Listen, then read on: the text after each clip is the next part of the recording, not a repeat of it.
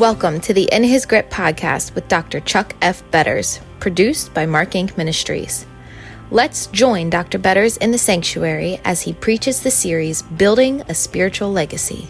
Let me tell you something about presumptuous living. Probably best typified in an email I got this past week from a radio listener. I wish I had brought it with me because I could not help but my first response was to say, "Are you kidding me?" Here's the question. Something like this. "Pastor, I have a question for you. If I divorce my wife for irreconcilable differences, and I go and live with another woman with the intent of repenting,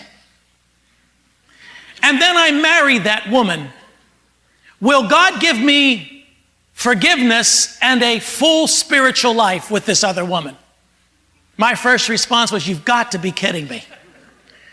First of all, because Scripture does not even recognize something called irreconcilable differences. You don't have any basis for divorce in the first place. If you marry this woman, or if you go and live with this woman, or if you consummate your marriage with this other woman, you do so in adultery. My bigger problem with what this man had to say is this: how could you presume upon the grace of God that way? Something like what the Apostle Paul said in Romans chapter 6. He said this, listen, "What shall we say then? Shall we continue in sin that grace may abound?" Now there's a good question. Shall we continue in sin in order that grace may be applied and we be forgiven? In other words, if we choose to live a life of sin contrary to the mind and the purposes of God, can we claim God's grace and favor? What's his answer? God forbid. How shall we, who are dead to sin, live any longer in it?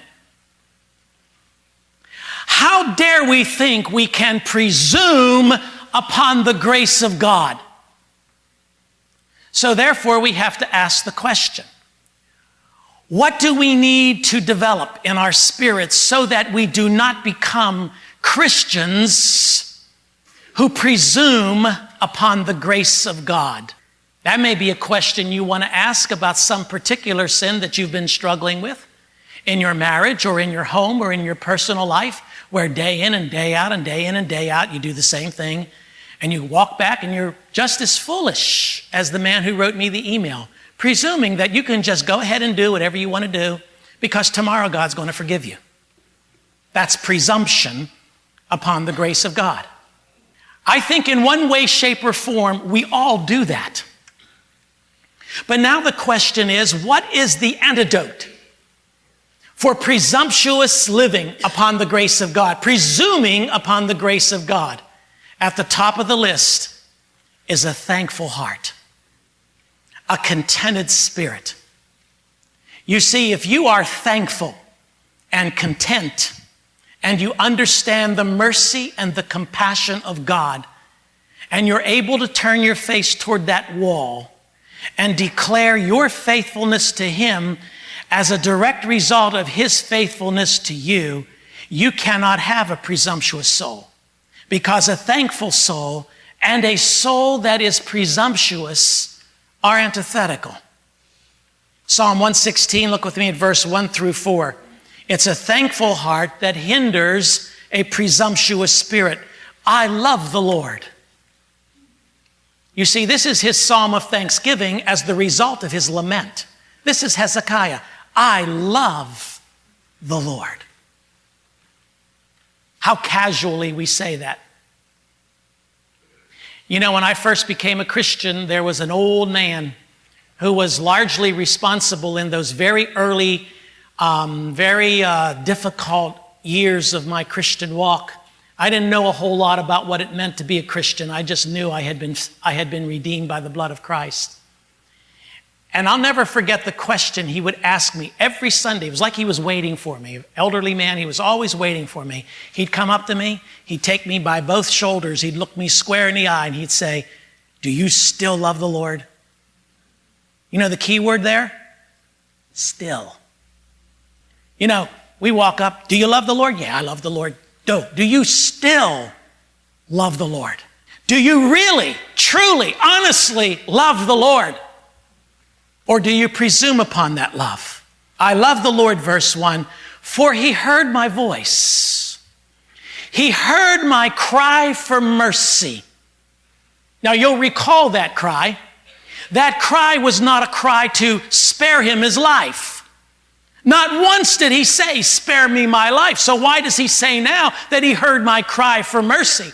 Because he knew he was going to stand in minutes before a holy God. And he says, "Lord, remember, I love you." You see, he lived in the context of eternity. And he knew he was going to face a holy God. Because, verse 2, he turned his ear to me. I will call on him as long as I live. The cords of death entangled me. The anguish of the grave came upon me. I was overcome by trouble and sorrow. You know, these are pregnant words in this verse. They're so packed with meaning. Like the word cords there. It's the same word that's used of a man who's tied up hands and feet to the debtor, to the man that he owes money to. The man who is his master ties him up, will not let him go because he's in debt. He says, the cords of death entangled me. The anguish of the grave.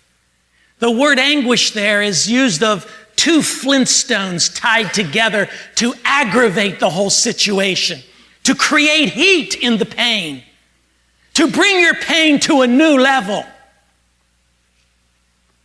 You ever face death? Those of you who have, whether it be personal or with those you love, there is nothing uglier, hotter, more intense, or painful than having to face death. It's an ugly, ugly, vicious, relentless, cruel, deceptive enemy. It is the heart of who Satan is. Death is ugly. If you do not believe that, you have never ever stepped back to take a long, hard look at what's going on that cross. Because that's why he came. To face deal with this enemy called death. There is nothing more intense, nothing uglier. He says, I was overcome by trouble and sorrow, which means he didn't ask for this. It came by surprise. We had a family just this past week. They were here at the earlier service. They didn't ask for what happened this past week. Wonderful, wonderful 18-year-old son, Matthew, was suddenly taken from them in a car accident. When I heard that news, I said, oh Lord, be merciful to them, because they're about to experience incredible darkness. That's why he says before he says, I was overcome by trouble and sorrow. He says, the anguish, look at that, the anguish of the grave came upon me. You know what the word used there for grave is translated as in many other places? Hell. Hell. And for those of you who have been stung by this ugly enemy, you know exactly what I'm talking about. I remember in some of the early days, and even as recent as yesterday, I remember saying, God, this can't possibly be anything other than hell. Now, I know that's not true. because hell is worse. But in terms of life as we know it, there is nothing more intense, nothing more difficult, nothing darker than to have to face death. He says, the cords of death entangled me. The anguish of hell overcame me. I was overcome by trouble and sorrow. Many scholars believe that this entire psalm is not at all based in some historical character. They reject the theory that it's Hezekiah. They reject the theory that it's David, of whom the psalm speaks. And they say this is purely a Christological psalm, which means that the psalm is talking about Jesus. It's a messianic psalm, if you will, that points to the confrontation with death that Jesus had. Now, I believe that's true. I believe that ultimately, this is the bigger picture here, is for us to see what happened between Jesus and his Father as Jesus confronts this ugly enemy called death. But I also believe it's an exemplar hymn, which means God has practical application to us, and he used the life of Hezekiah to illustrate it. You know, the favor of God rests upon those who are the recipients of his grace and his mercy. He hears our cries. He carries your sorrows. He purposes in you to work all things together for good.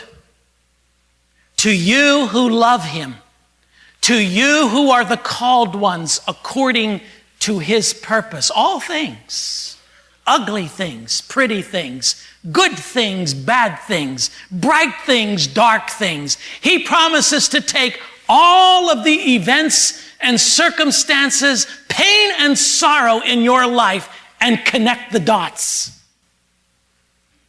He never promises that you'll understand that in this life. He may give you hints or pieces. Certainly Hezekiah did not know that he was facing 15 more years of life. For the prophet had just come in to tell him, put your house in order. You're going to die. Yet he was able to stand back years later and see how God marvelously and majestically connected the dots. He says, I love the Lord, for he has heard my cry. By the way, those verbs are in what we call the present tense, which means you don't just love the Lord today and not love the Lord tomorrow. A continuous verb is what a present verb is. I keep on loving the Lord because he keeps on hearing my voice. I love the Lord continually because the Lord continually hears my voice. I am responding to God's action in my life. He hears and I love. And I keep on loving. And he keeps on hearing. And he keeps on hearing even when I'm not loving. Because God is faithful. You and I are not. He says, I love the Lord, for he has. And then he goes on and says, and I will praise him. Past, present, future. You see, it's a walk. It's an ongoing day-to-day walk with the Lord. You know, we have prayed often and in a variety of situations because we're on a journey. I talked to you about the Valley of Baca, that trench-filled journey of Psalm 84, that oftentimes is motivated by simple faith and not feeling. We're on a journey. Psalm 84 calls it a pilgrimage. And in that pilgrimage, we face all kinds of different situations, some of them more intense than others. But this passage is telling me that all along the way, God has heard my cry. That's grace. The fact that God would hear it at all. The fact that God would condescend to hear my cry, to wipe the tears. Why would God care? But now we can't live presumptuously, but we must live in great anticipation of exactly what God is working out for my good. Thank you for listening. For the complete sermon, please visit markinc.org and click In His Grip. Join Dr. Chuck F. Betters in the sanctuary from Monday to Friday on the In His Grip podcast.